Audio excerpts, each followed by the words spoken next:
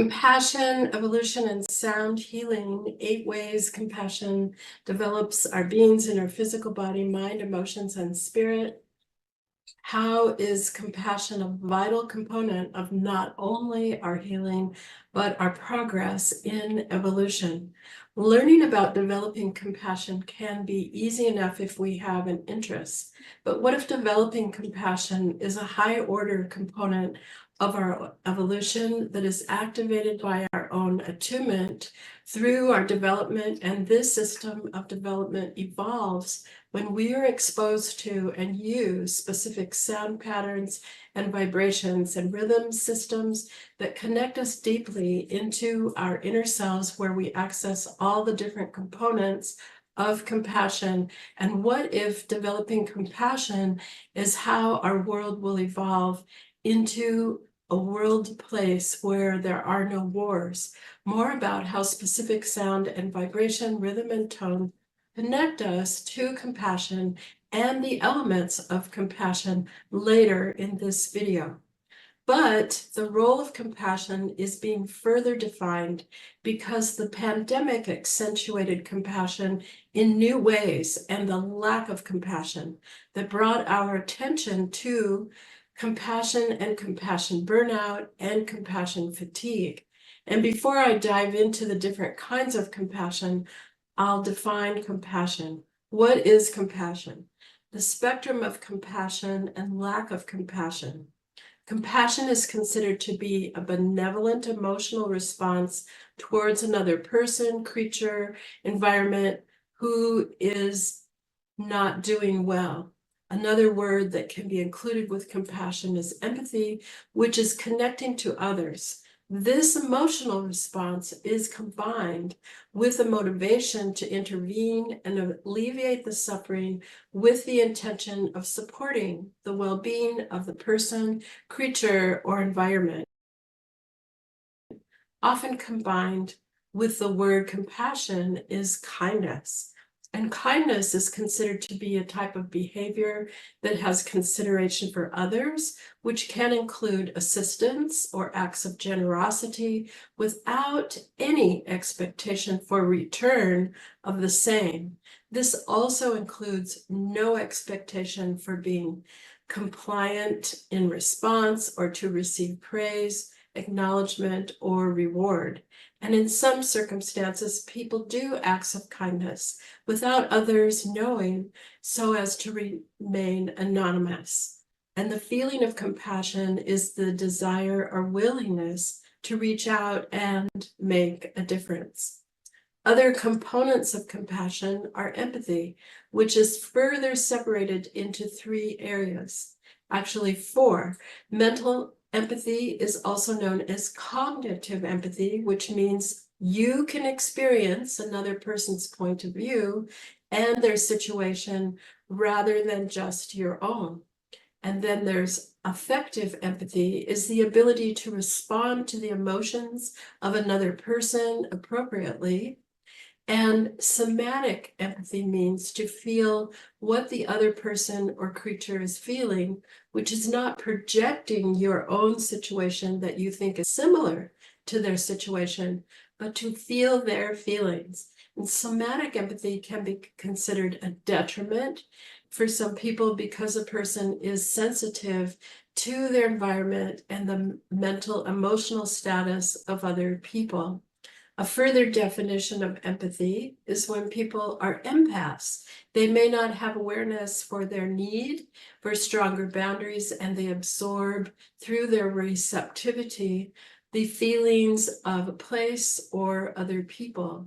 This heightened receptivity is also known as highly sensitive people, or HSP. This type of compassion is the ability to recognize and understand the feelings of another person, animal, or creature.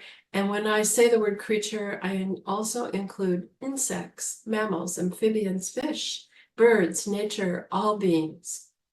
One of the ideas of compassion and kindness is paying it forward. Paying it forward is considered to be an act of compassion that allows the person to do something for someone else who may or may not know and asks for nothing in return. The stories about having someone in front of you in line paying for your cup of coffee is one common example. Others can be helping animal shelters or charitable giving in other ways. What is compassion fatigue? In these times, we also have compassion fatigue, also known as sometimes the same as compassion burnout, although they're slightly different. And compassion fatigue can occur in fields where there's a consistent requirement and exposure to others in high stress situations, which can be in mental health and medical care settings. However, there are other settings as well that are surprising. Compassion burnout has become more prevalent since COVID-19 because of the high intensity of that time and what was required of people in different fields that include caring for others, as in a care provider, the fire department, police departments, childcare systems. While people who are in these roles often have a desire and connection to compassion and empathy, their exposure to others' traumas erodes the quality of their life, and it can become intrusive in different ways. These can include numbness, hypervigilance, exhaustion, feeling disconnection and lack of productivity and interest in life, and even depression and anxiety. Other elements that contribute to the lack of compassion are called secondary trauma. And this is how compassion and trauma are connected. As we progress with understanding lack of compassion, the elements of trauma, compassion fatigue, and burnout, further defining the connection with compassion, how to sustain self-compassion when it deteriorates, and the methods that are not only restorative, but build further benefits and really amazing benefits. While we can hold compassion normally, there are different situations that deteriorate our ability to connect to compassion, which is now called secondary trauma. It's often helpful to know what secondary trauma is so that we know our risks and also the potential risks for other people around us, which include a personal history of trauma, not having coping behaviors or having negative coping behaviors, lack of social support, instability in non-work related areas of one's life, working in situations with employees or patients who disproportionately experience trauma, and other areas that result in lack of compassion towards others and ourselves include working or professional environments with an excessive workload, unclear scope of work or practices, dissonance in the workplace, and between institutional relationships with employees and the public who are considered vulnerable populations. Beyond risks for becoming compassion depleted are one component, and there are other situations where compassion is blocked by us. So how do we block compassion, or why would we block compassion? Well, we may have been rewarded through our life as children for our ability to help others. This can be at the expense of ourselves, even suppressing our innate abilities. This often is trained into us from families who are acculturating us to their service and way of doing things that has nothing to do with our own inner purpose or how we perceive the world. As we grow older, then we're imprinted with the wishes of how we fit into or fulfill the values of our family and culture, rather than even knowing that we are worthy of our own destiny and compassion, separate from the old cultural values that no longer serve us. Holding compassion for our journey to know we are not only worthy to access and give our abilities to the world is a huge component of our growth as human beings. It can also be compassion for the roles we have played, whether we felt empowered to do so at the time, and how those roles have imprinted us, compassion to ourselves is the first step. What is the opposite of compassion? The research shows when we don't have compassion for ourselves, we are prone to depression and depressive disorders. This is considered a vulnerability that can be overcome when we develop methods that release the conditions related to depression. Other psychological distress that can be associated with lack of compassion and depression are shame, guilt, worry, and rumination, which is focusing on distress and the causes of distress rather than focusing on the solutions, being able to problem solve and get insight from situations that allow us to grow and link to our resilience. Depression and anxiety, like shame, are associated with higher levels of cortisol in our system. Cortisol is produced when people have experienced trauma and are experiencing stress, which causes inflammation. Inflammation is considered to be an underlying contributor to depression, anxiety, and other mental health conditions, but also the major and minor physical and mental health conditions, including heart disease, cancer, diabetes, addiction, schizophrenia, Parkinson's, dementia, Alzheimer's, as well as bipolar and immune-compromised illness. Other conditions that often occur simultaneously when we have lack of compassion or are in a stressed place and have cortisol in our system are lack of being able to sleep and get good sleep, irritability, inability to make decisions, lack of interest, frustration, emotional isolation, exhaustion, and a decreased state or sense of accomplishment and meaning. Why would we want to develop and enhance being compassionate people? Here is what the opposite of being compassionate is. I looked up the antonyms in the Merriam-Webster dictionary, and here's the list: heartlessness, coldness, insensitivity, hardness, being callous, coolness, apathy, impassivity, hard-heartedness, indifference, numbness, impassiveness, bloodlessness, insensibility, half-heartedness, unconcern, emotionlessness, deadness, vacancy, aloofness, emptiness, stiffness, and detachment. As human beings, we know fostering compassion is not only an altruistic notion.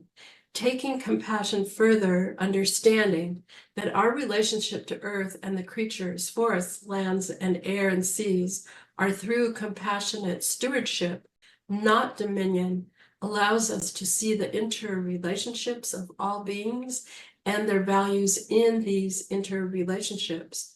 Fostering compassion allows us to understand that we are not rulers with dominion over Earth, but shepherds or stewards. As a culture, we know these conditions or perspectives do not foster generosity, support, or growth with lack of compassion, and that when we support others, we benefit ourselves and make our world a better place for all beings. We also know many of the negative descriptors above may include people who have trauma to the degree they're frozen in place and can no longer connect. They stay isolated from others, and for their preservation, stay insensitive. And alternatively, there are people who use lack of compassion to create an us and them and polarization that feeds their power and promotes these separations for their own agenda, thus telling people holding divisiveness serves their cause. This is the old paradigm that is falling away, that no longer serves us. Compassion as strength. As the 14th Dalai Lama Tenzin Gyatso states, in his writings, compassion is a component of strength. We in the West are not trained to consider compassion as strength, and often this results in the bullying culture that is pervasive in politics and in social media with children and adults and in other situations. Besides the Dalai Lama, research supports that people who have self-compassion also have emotional intelligence and wisdom, and demonstration of compassion fosters non-judgmental behavior, forgiving, loving acceptance of oneself as well as others. In addition, practicing compassion increases happiness and self-esteem. If we consider that compassion is an aspect of love and is the core of human existence, and that we are interdependent and share interconnectedness, while we may think of compassion as a nice idea to cultivate, but not relevant, consider the acts of compassion of the Combatants for Peace. This is an organization, the Combatants for Peace, that is composed of ex-Israeli military and Palestinians who have laid down their weapons to build the social infrastructure to promote peace. So that is occurring in Israel and Palestine. In the United States, another group of Palestinian and Israeli women have been connecting through compassion to communicate for over 20 years. They call themselves Zetunya, which is the Arabic word for olive tree.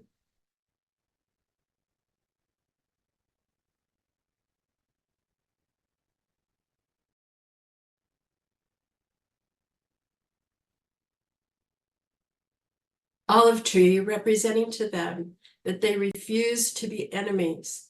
Their ability to hold compassion has now inspired groups of Palestinians and Jews in the United States to form for the same purpose, to create a group to communicate and get to know each other. These are the acts of compassion that can help change the world. Our willingness to develop and work on developing compassion are key elements to our own survival and changing the world we live in as we develop as individuals and make small changes. These also affect and influence others and ripple out.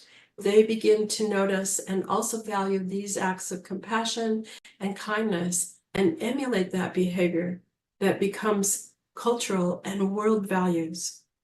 What conditions build back our compassion? Where does compassion occur in our physical body, mind, emotions, and affect our being? It's helpful for us to identify the location of compassion within our physical body experience, which makes it easier to identify and develop, because it actually comes with a feeling awareness. When we are in non-compassionate states of awareness, we are in a state of hypervigilance. That is a state where we are more critical. Our systems are on high alert. These states are not sustainable all of the time and are also where we hold and store trauma in our neurological system. The state of hypervigilance is also where stress is stored and leads to physical and mental illness. That is why when we listen to specific sound patterns and vibrations and protocols, the sounds carry the listener and hold the listener like a lullaby in a restorative state that is relaxed and receptive. In response to the compassion fatigue, the recommendations are to create time and space in macro and micro events that contribute and rebuild the mental and emotional and spiritual systems. There are two different components of reconnecting to restoration that are easy and quick. When we have a relationship with specific kinds of rhythms and their patterns and the vibrational tones that change our respiration, heart rate, and brain waves out of the stress response cycle, we build a rapport within us that we experience as a feeling. This relationship with a specific music and sound compositions and sequences connects us to relaxation, restoration, and reconnection. The sound composition becomes a reliable resource as a tool that is available that changes us, releases stress, and connecting to how we experience compassion as a feeling simply by listening. Compassion fatigue and burnout. Love is an overarching word that is further defined by compassion, kindness, consideration, forgiveness, and empathy. Also consider that within the scope of love, there is the expression of happiness and joy, and even creativity and knowing, which can be experienced as an overwhelming or deep sense of connection and willingness to support and care for another person, creature, idea, altruistic passion, or dedication. These are considered feelings, not just words, but actual feelings. These words that describe feelings are often associated with the heart region, the solar plexus on the front of the body and the back. There also may be an outpouring of that feeling through the body in certain times and certain specific experience, through the arms, hands, and voice, and through the tone and words. How do particular sound and healing vibrations and patterns, tones, rhythms, and vibrations elicit our compassion? Number one, within the structure of listening to particular sound rhythms and their vibrations, there is a dynamic interface with our thoughts, emotions, and psychological responses that changes our receptivity. When we simply listen to particular patterns and their vibrations,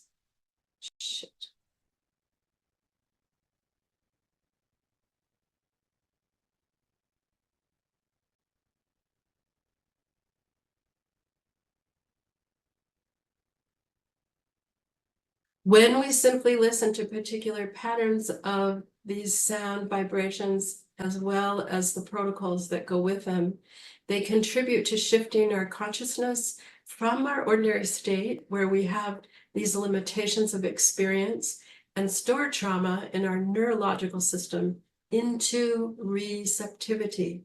And number two, the repetition of curated sound vibrations as a continuing sound pattern holds and sustains the listener in the restorative state, where stress is released, interconnection is established, and there is a shift from the dominance of the mind and thoughts into the area of our heart.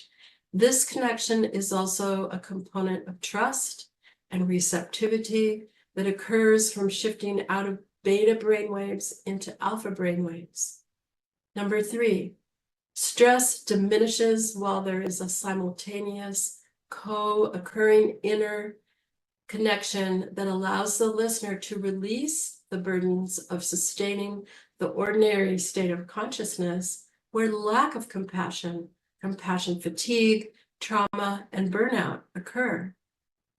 Number four, lack of compassion is also connected with depression, anxiety, worry, sleep disturbances, irritability, inability to make decisions, lack of interest, frustration, emotional isolation, exhaustion, and a decreased sense of accomplishment and meaning.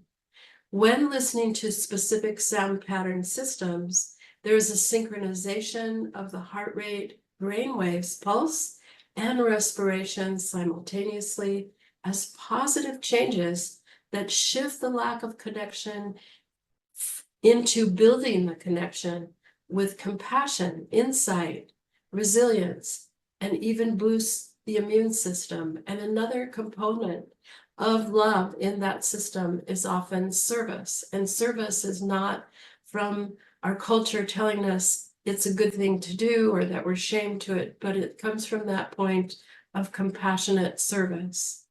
Number five, there's a diminishing of the production of cortisol, the stress hormone, and inflammation that causes physical and mental illness. Number six, while this is occurring, the release of dopamine and serotonin create beneficial responses that are restorative, develop intuition, problem solving, build resilience, create emotional and mental regulation that all contribute to feeling better mentally, emotionally, physically, and spiritually. Number 7, as in any practice or method, the experience deepens over time with consistent use. Repeating the practice of connecting into alpha brainwaves and sometimes deeper with practice, where we release stress and develop many areas, including compassion, continues to expand and deepen over time. And number 8, besides deepening the connection to all the benefits that include compassion with particular sound listening, their protocols, it becomes easier to connect to and more quickly because we create a relationship with the practice that becomes easily accessible and second nature to us as a reliable method. What are the components of compassion and why are they valuable to us as evolving human beings? How is compassion a component of our evolution? Consider compassion as a component of our ability to connect with others and as a component of our ability to evolve, because accessing compassion is also the same place where we do the following: diminish stress and the production of cortisol and inflammation that cause physical and mental illness. We release dopamine and serotonin, the feel-good chemicals, restore our neurological system, and restore from stress and trauma. We build resilience and problem solving. We build the immune system, connect to our own inner wisdom and intuition development. And compassion is a component of our epigenetic responses. And if you're interested in epigenetic responses, more on that in a different video. Accessing compassion and developing and sustaining compassion as an evolutionary component is considered one of the elements that binds communities and allows them to flourish.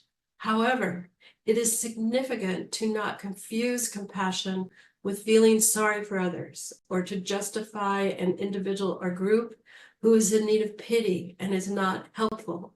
That feeling or perception of compassion doesn't help the group of or people who is identified that they need help, nor does it help the person who thinks this is what compassion is. Compassion is not the cultivation of identifying lesser groups who then become dependent instead of empowered.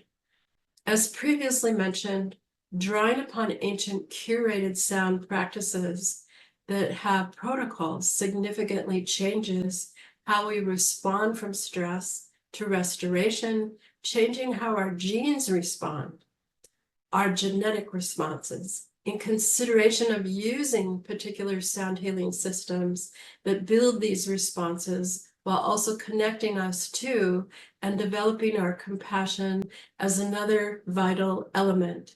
When we draw upon the ancient practices of specific sound healing vibrations protocols that restore our mental, emotional, and physical systems and connect us to our own spirituality and compassion as a way to restore ourselves from compassion, burnout, and fatigue, we are benefiting many layers of ourselves and contributing to the evolution of the world.